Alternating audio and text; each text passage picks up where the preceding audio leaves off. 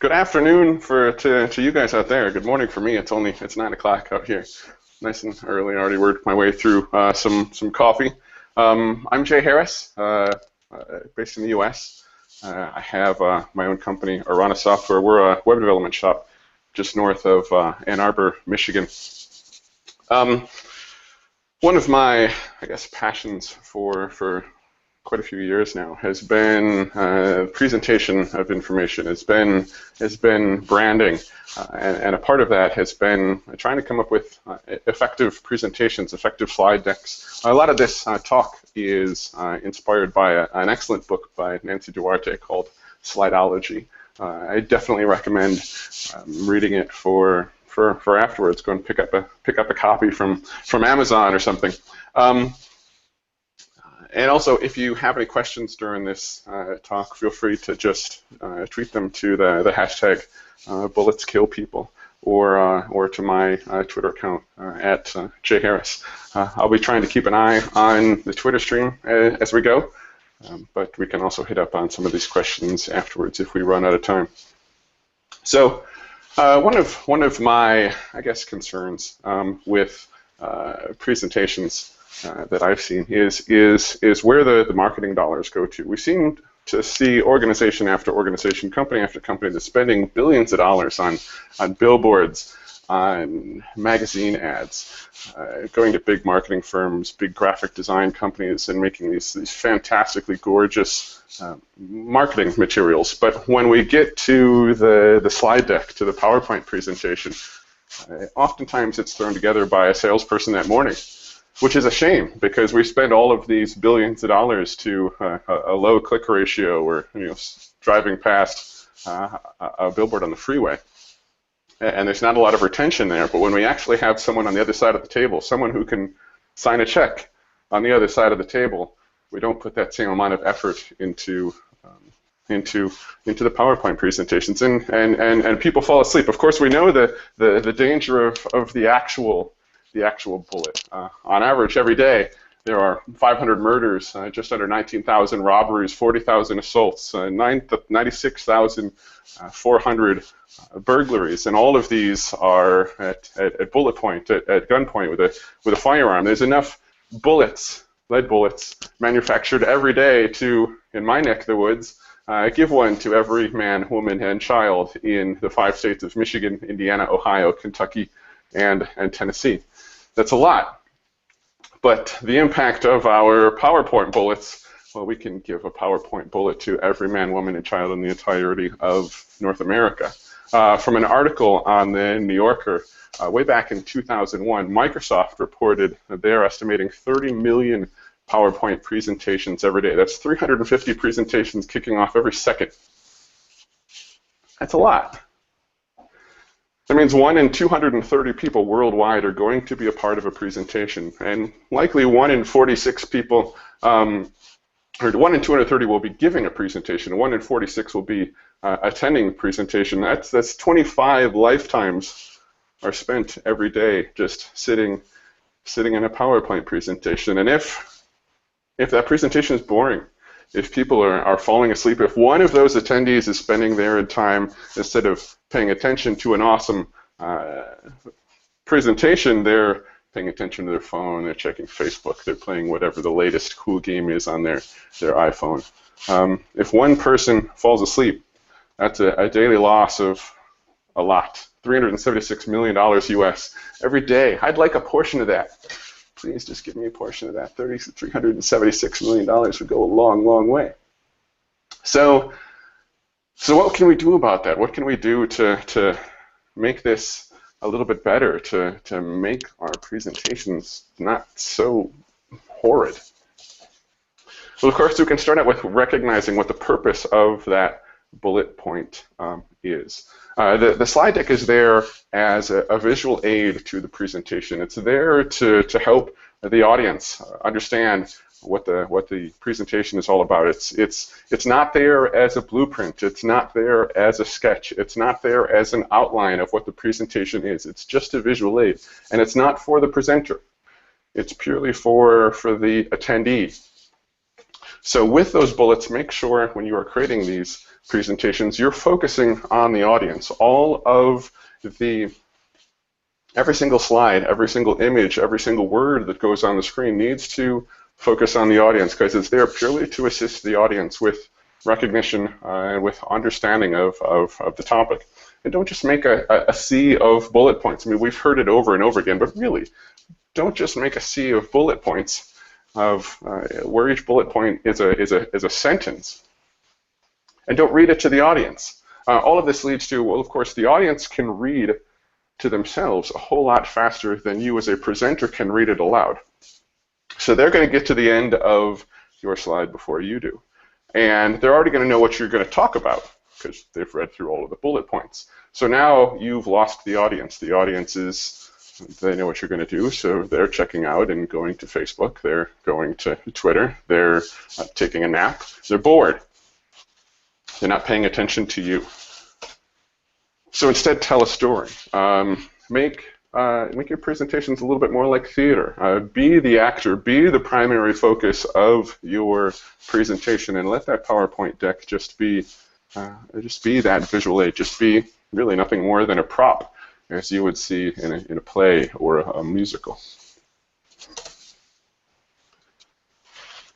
So there are 6 primary components to making an effective slide design, an effective slide deck. First is unity. Unity gives us a sense of familiarity. It gives us our sense of branding. It gives us our sense of cohesion throughout the deck. And we can start out with a cohesion through structure. Structure is giving it some sort of predictability to the layout of one slide to the next, or really throughout your entire deck. It gets rid of many of the distractions, such as if you are having a chart that has a similar layout from one slide to the next. Even if those X and Y axes move just 5 pixels left or right, but from one slide to the next, that lack of cohesion through structure, the difference in those positioning, can be a distraction to your audience. And of course, those distractions are going to take away from the effectiveness of your presentation. We can start out with a grid. That grid is going to give us that core skeleton for the layout. This deck here uses a 4x5 grid. There's 4 columns. There's 5 rows. In this sense, the top portion framework, the red bar, is the top 3 rows, and the 4 icons, obviously each in one of the 4 columns, is taking up the bottom 2 rows.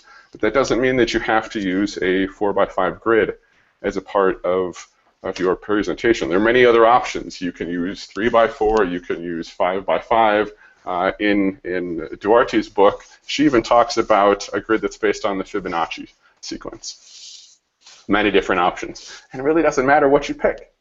The most important point is just that you pick one and that you stick through it. You stick to it throughout your deck, throughout your presentation. Now, along the lines of the cohesion through structure, there's also cohesion through style. The most basic cohesion through style is with colors. Now, growing up, we sort of learned about 2 different kinds of color wheels. There was the red, blue, yellow, the primary colors from pigment, from paints, from mixing our crayons together, versus, especially in the technology space, are used to RGB, the 3 components of light that make up all the colors that we see on our computer monitors. For this, let's focus on the red, yellow, blue color wheel, that artistic color wheel. And here we have many different options of what we can use for our color choices. From the beginning, from monochrome, where we focus on one specific color, and all of the variances of color throughout our deck are just different shades. Pick a color blue and then just use lighter or darker versions of that color blue. That is very challenging to do. There's also analogous, which is take that primary color, blue, and maybe the variants are the ones that are immediately to either side, more of a teal and a purple. We can have complementary, which is opposite sides of the color wheel. To split color complementary, where instead of the orange on the opposite side of our blue, we're using red and yellow, the colors that are immediately on either side of the orange.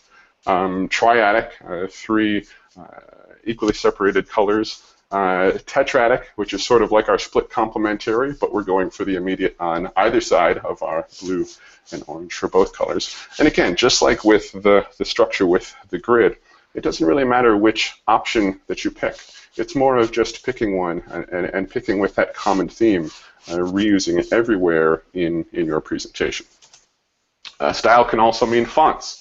We have our modern fonts like a Helvetica or an Arial, our traditional fonts like a Times New Roman, elegant fonts and artistic fonts. Artistic fonts most commonly come up on the neighborhood flyer for the Halloween party, who knows. But the important part of fonts is for each of these families picking at most one. You can skip a family. You can forego having an artistic font and elegant font entirely and just use a modern and a traditional. But use at most one modern font. Use at most one traditional font. The justification is if you are using 2 different modern fonts, maybe you're using Helvetica and you're using Arial throughout your presentation, the audience eye is going to pick up, hey, that letter M is just, it's close, but it's not quite the same letter M as this other slide over here. What's going on? Why are there these differences? And that, of course, is creating distraction. Those distractions are always going to take away from the effectiveness of your presentation. And one common element of font usage is font size. Particularly comes into play with the bullet points that have entire sentences or paragraphs that are crammed onto the screen. So we shrink that font size down just so that we can get more information. Well, a good rule of thumb for your presentation is take the size of your monitor in inches and stand that many feet away from your monitor. So if you have a 21-inch monitor, stand 21 feet away from that monitor. If you can still read all of the text on the screen, generally you're going to be okay with an effective font size. That way, when you are in a large room giving a presentation at a conference, let's say, you still have some fair assumptions that the people in the back of the room can still read the text on the screen. And then, of course, we have those out-of-the-box themes that come with Keynote, that come with PowerPoint, or as I like to refer to them, cohesion through fluff.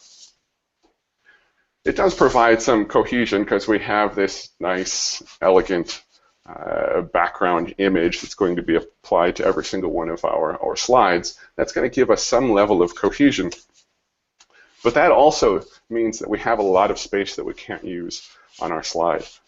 Overall, with this choice, it now means that only 45% of the slide is usable space, especially when we give a significant white space between our content and where that background image begins. 45% usable space takes away a lot of our options. So instead, I prefer to not use any of these background images at all, since that allows me to use 100% of the space available in my slide on the screen. Now, that's not to say that templates are bad. I'm just not really a fan of those backgrounds that come with many of the out-of-the-box templates. Templates are still great because they still support the cohesion. They still support the branding that promotes the unity throughout your presentation.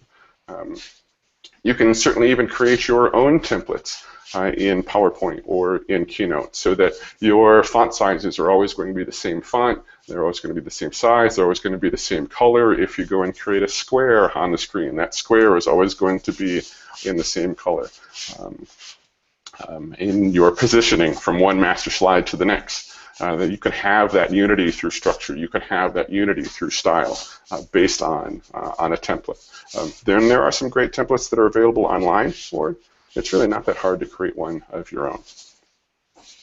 The second component after unity is contrast, which of course is in direct opposition to unity. This allows us to very quickly identify what the primary idea is. That through the use of unity, the contrast allows us to instantly recognize the important visual elements that are displayed on the screen. So given a set of objects, we go through many different contrast styles that are available to us, from shape to size to positioning, shade, color, even the proximity of one object to the next. All of these components of contrast draw the eye so that you can govern where your eye is going to go for your audience members. On the left, we have a big blob of text. On the right, we have a big blob of text that has had some contrast applied to it. With the component on the left, you're going to start at the very beginning of this big blob of text and work your way down. With the option on the right, I've muted the text that's not important to me and focused the text that is important to me, and your eye is much more likely to start on that middle sentence and often will ignore the other two paragraphs entirely. We can also apply this to our graphs and charts. Here, because there is no other contrast on the screen, your eye is going to be drawn to contrast based on size. You're going to focus on the biggest piece of the pie. You're going to focus on the biggest bar in the bar chart. But I can very easily change to some other component of contrast to focus your eye elsewhere. Maybe I want that second largest component to be the one that I want to draw your attention to. So even though there is contrast through size, the contrast through color in this case is a greater contrast and will pull your eye even better. The third component is flow, which is the order that the information is processed. I can use several options. I have the position on the screen. How the individual items that are laid out can control how you are going to try and decipher the information that's presented to you. And of course, all of this is lizard brain stuff. This is all just how your eye is drawn across the page or across the screen. Going back to those bar charts again, here we're using very different colors. There's no flow to the options on these three charts. They're very different ideas and probably should go on very different slides. But what if they were one single idea? What if this was, I don't know, attendance of .NET developers at a technical conference? Well, since we're conveying all the same idea, we can use flow, and again, pulling in the prior two components, unity and contrast. And here there's some sort of correlation between those three data sets. Maybe it is a little bit easier to drive home that this is the attendance of .NET developers at a conference, at a .NET conference, a Ruby conference, at a JavaScript conference. We can also create scenes throughout our slides and capitalize on some of the animation capabilities of PowerPoint or Keynote. And it helps create the flow of a string of ideas. You'll probably recognize this from the introductory scene of this very slide deck. One of the additional bonuses of creating scenes within your PowerPoint decks is that also will allow us to create transition points very easily. That's sort of like you see on TV or in the movies, how they'll go to a fade to black to go to an entirely different mood or an entirely different scene. We can use the fade to black. Of course, we can also use a fade to white. Which gets us to our next component, proximity. Proximity provides us meaning based on the location of the objects that are displayed on the screen. It also controls how we will interpret the data that's displayed on the screen. Two different graphs, the only difference is the proximity of the data elements. We can, it's a fair assumption that the graph that's on the left with its outlier, hey, what's going on with that one? Why is it an outlier? Did somebody mess up running a test somewhere?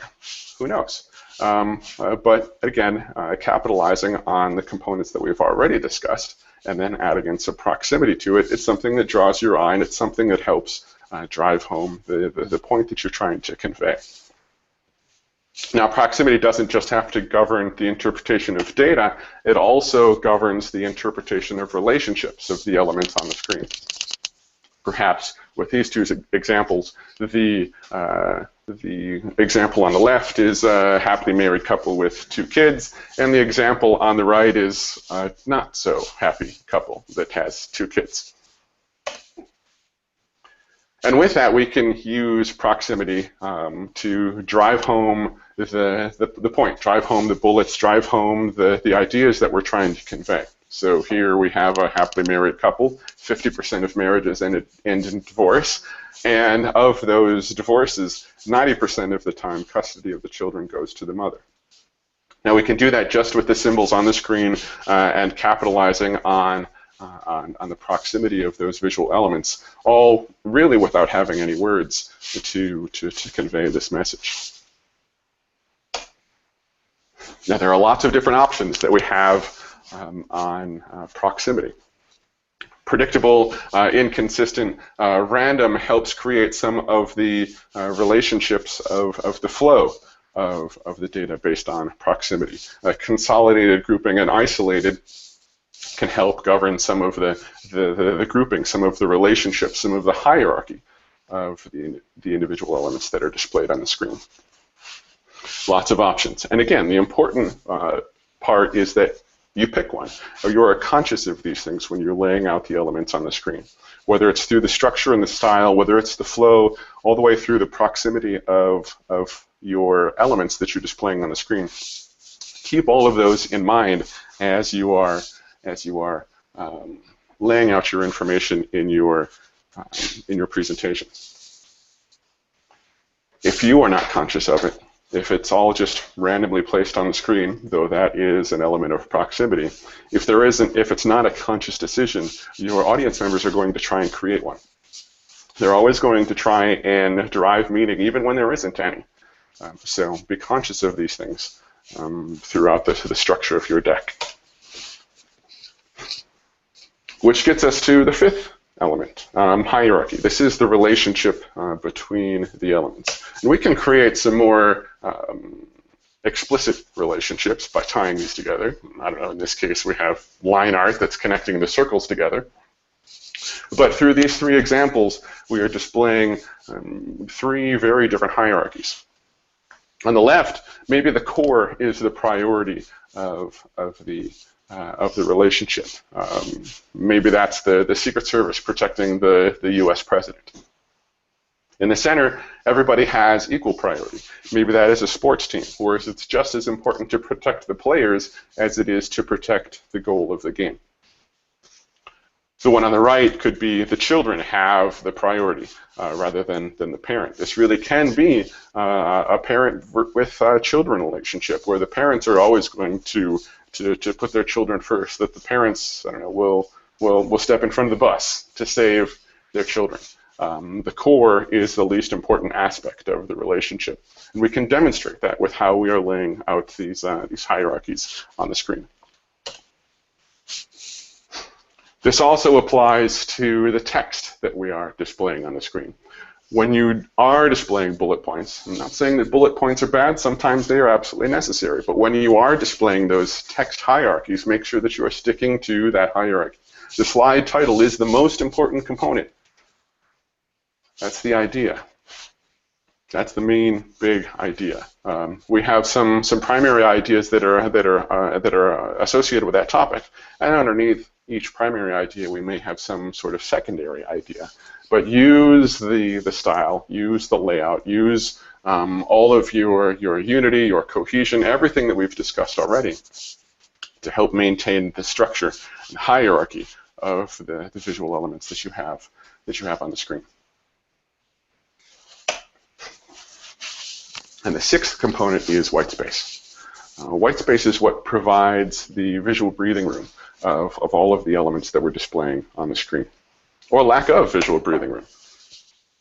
We can certainly put way too much on the screen, make everything feel very tight, make everything feel very uncomfortable. That adds to a lot of congestion of the elements on the screen. We can do this purposefully if we want to manipulate the emotions of the audience, and we want to make them feel tight and uncomfortable and congested. Or we can take all of that away and allow focusing on a specific element That element could be the most important thing that you want to have, and that could be the only thing that we have on the screen. Now, that doesn't necessarily mean that just having a single item on the screen makes it focused, makes it important.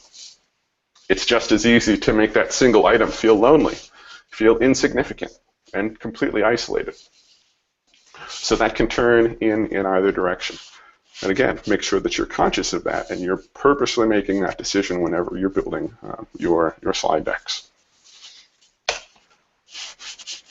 One handy trick is we also have instant white space that is available to us throughout the deck. By pressing W, we can make everything go away. This is great, especially in a conference where the projector is at floor level rather than mounted from the ceiling. But even still, if we can get directly in front of the screen, now this creates a spotlight for the presenter. If you can withstand the bright light in front of you, this creates a spotlight which draws all of the focus away from you. We can also flip it around the other way and press B and make the screen go dark. Bring up black. That turns everything off. And again, the only focus is on the presenter. The only focus is on the voice. Either way, it's a handy trick to eliminate some of the visual distraction, because even a PowerPoint deck itself can be a visual distraction from the presenter.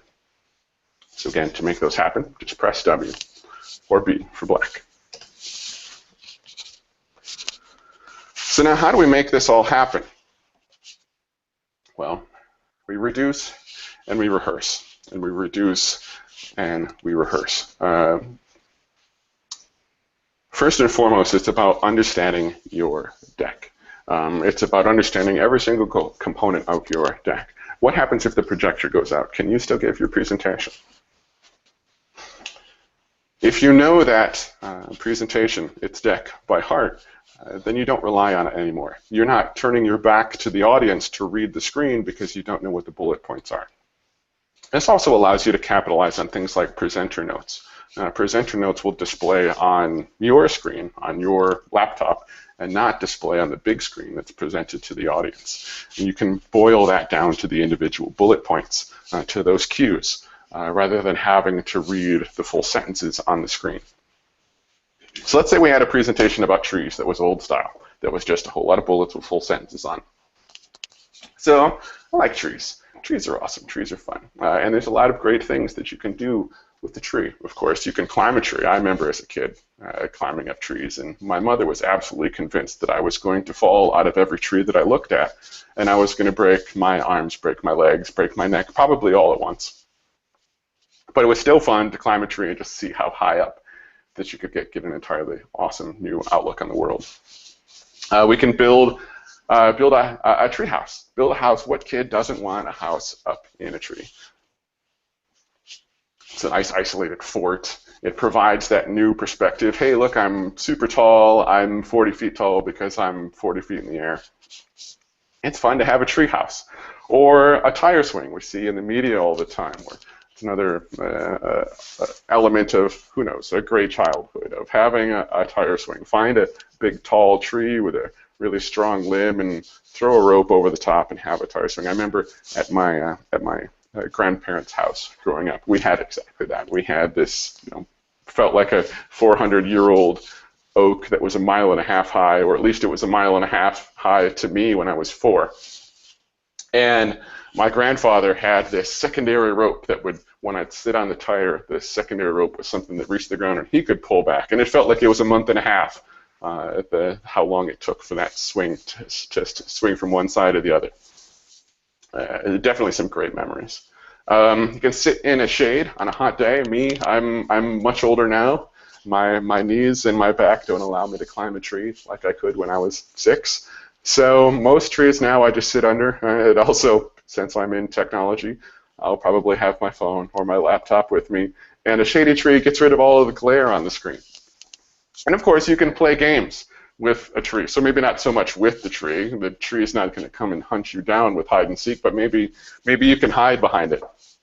Not so much like Bugs Bunny, where regardless of how small the tree is, you can completely disappear when you go behind the tree. But, well, my 3-year-old thinks he does when he tries to hide behind things, even if I can see his shoulders sticking out from either side. Now, of course, while I'm talking about these 5 bullet points about why it's fun to have a tree, many of you, maybe even most of you, saw this slide and instantly started reading all 5 elements. So I'm still talking about how cool it is to climb a tree, and you're already on to, okay, it's kind of weird that you're going to play games like hide and seek with a tree. You're not paying attention to me talking about climbing a tree. And okay, yeah, climb a tree, tree house, tire swing, yep, awesome. Okay, I'm going to go look on Facebook. I've lost the audience. So instead, I can rehearse and reduce, and rehearse and reduce. Now that I know all of the sentences of this slide, I can boil those down to its most important elements, which gets us to the next iteration. And I can give the same presentation again off of climbing a tree house, a tire swing, shady tree, playing games, but we still get to the same aspects as we did before. This slide comes up, and the audience looks at the slide, climb, tree house, yep, I get that, tire swings, they're cool, shady tree, sure, games, what sort of games can you play with a tree? I don't know. But you already know all of the aspects that I'm going to talk about on why it's good to have a tree long before I get to even the second bullet point, let alone all the way to the 5th. So, rehearse and reduce. We can take that away even further. It's good to have a tree. I can already have committed to memory what my 5 bullet points are. If I don't, or if I'm not going to give this presentation again for another month and I just need a reminder, those 5 previous bullet points can just be inside of the presenter notes as cues to me when this slide comes up. But instead, it gets rid of the insight to the audience. The audience must pay attention to the presenter to really understand the story, to understand what all of the talking points are. They are talking points after all. So they're not show on a slide deck points. That's more for documents and less for having a presentation, having a slide deck. At the end of the day, none of this should be effective without my voice, without my presentation, without my theater.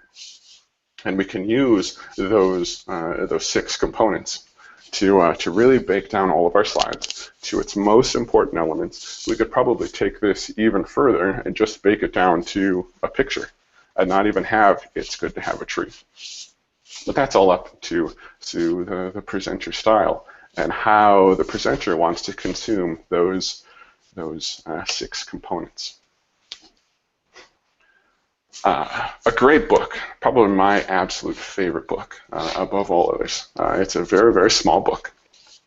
It's only probably 4 or 5 inches high, and it's probably as thick as my finger. It's Drunken White's Elements of Style. There's a great quote from White inside the beginning of the book. Vigorous writing is concise. A sentence should contain no unnecessary words, a paragraph no unnecessary sentences, for the same reason that a drawing should have no unnecessary lines and a machine no unnecessary parts. This requires not that the writer make all his sentences short, or that he avoid all detail and treat his subjects only in outline, but that every word tell. And that's really the core element of what we need to do with our presentations, of how we bake these things down, how we have more effective keynote slides and PowerPoint slides, is that every single element that we put on the screen will make all of them tell. Every graph, every image, every background, every shape, every bullet that we put on the screen should tell. With no unnecessary lines, no unnecessary words, no unnecessary sentences, no unnecessary parts. Bringing this all back to just the core components and focusing instead on the presenter and less on the PowerPoint deck, making it just a visual aid, just a prop. So hopefully from this, very quick run through on how to have a more effective presentation. I certainly recommend checking out Nancy Duarte's Slidology book. It's a great option. I far recommend it beyond even most of the other PowerPoint books. That's by far my favorite. But certainly go to some questions. But also on Twitter at Rehearse, or still with the hashtag bullets kill people, hit me up in email if you have any questions from after we leave this room. But beyond that, certainly want to switch over to any questions that we may have. Chris asked, what did I use to build and style my deck? Everything that I did for my deck was purely inside of Keynote. There's no special artwork. Most of the artwork is just shapes or some images, Creative Commons images that I found around the internet. There's no Photoshop skills. I am not a graphics designer at all. So everything that's in the deck is just from Keynote. I like Keynote better than PowerPoint, mostly because the animation structure for me is a little bit easier to manipulate in Keynote than in PowerPoint. Anybody else have any questions? Mike is live, so you can just ask a question.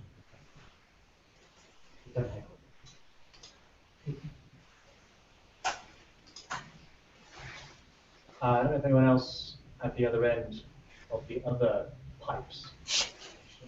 They should be able to mute themselves if they do. I have a question. How do you have any tips and advice for when you're doing a presentation where they've got to convey like quite a lot of data and graphs, and they tend to just look a bit sort of messy? Can you repeat that one, Chris? Yeah. The question was, if you've got a presentation that it has to contain a lot of data, it's very data dense, and so you've got a lot of graphs and a lot of information like that, and it tends to look messy. Do you have any advice for how to deal with that kind of situation? Sure. For those graphs, oftentimes a lot of the elements that are on a graph can still be removed, minimizing the noise from the graphs as much as possible. Maybe they don't need as many ticks on the axis. Maybe they don't need all of the labels and the legend that are on the graph. Of course, keep in mind that you are going to be right there as the presenter, discussing that graph, discussing all of the data. So we could even get rid of the legend because you can verbally say, hey, the purple one is this and the orange one is that. For cases where that presentation is going to need some sort of documented aid for afterwards, maybe whereas as commonly a PowerPoint deck might be printed out and handed to all of the audience members. Usually what I recommend is instead having a different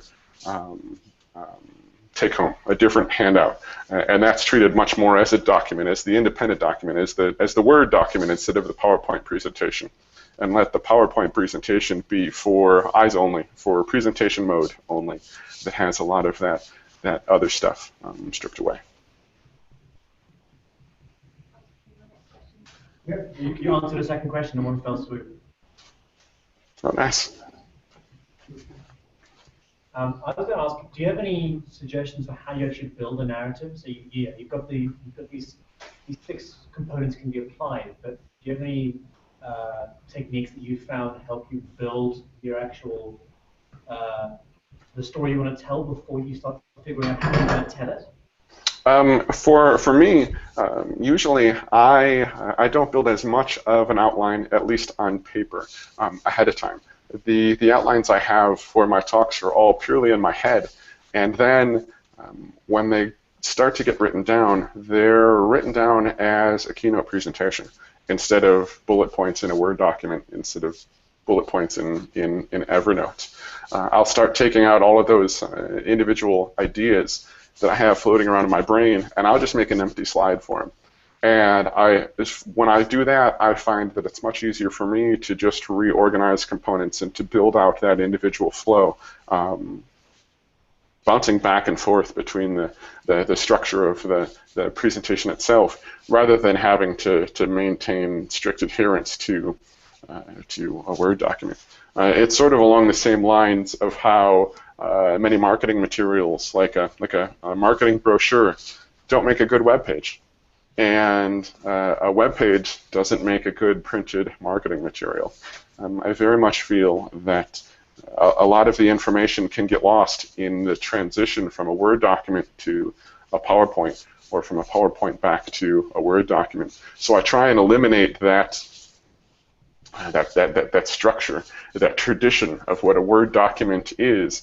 I like to eliminate its influence from building out the presentation, not have the bullet points at all, and build that structure straight from PowerPoint at the beginning.